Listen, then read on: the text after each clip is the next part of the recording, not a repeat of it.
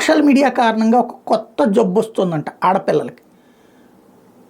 ఫోటోలు తీసుకోవడం, ఆ ఫోటోలు పోస్టులు పెట్టడం, ఆ పోస్టులకి లైకులు, లవ్ సింబల్స్, వావులు ఇట్లాంటి వాటితో సంబరపడిపోతూ ఉన్నారు. సైకలాజికల్గా తమని తాము హీరోయిన్ల కంటే ఎక్కువగా ఊహించుకుంటూ ఉంటారు.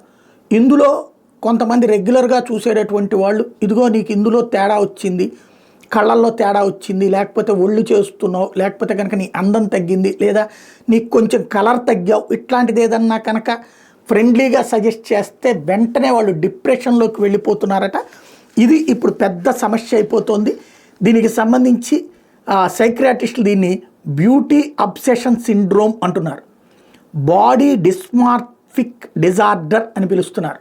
అంటే తమ శరీరాన్ని అపరిమితంగా ప్రేమించేసుకుంటూ ఆ ప్రేమకి సోషల్ మీడియా ద్వారా నీరాజనాలు లభించేటప్పటికి, ఇప్పుడు లైక్ మొనాలిసా ఫోటోతో కనబడుతోంది కదా, దాని మీద ఆ అమ్మాయి మీదకి సంబంధించి ఎంత పెద్ద రచ్చరచ్చ చేసేస్తున్నారు. అమ్మాయి రొటీన్, తను అలాంటి వాళ్ళు కొన్ని కోట్ల మంది ఉంటారు ఈ దేశంలో. బట్ ఎక్కడో ఒకళ్ళు వైరల్ చేస్తే వైరల్ అవుతూ ఉంటారు. ఇప్పుడు అట్లాగా వైరల్ అయినటువంటి వాళ్ళు ఆ తర్వాత డిప్రెషన్లోకి వెళ్ళిపోతూ ఉంటారనడానికి సాక్ష్యం ఇది.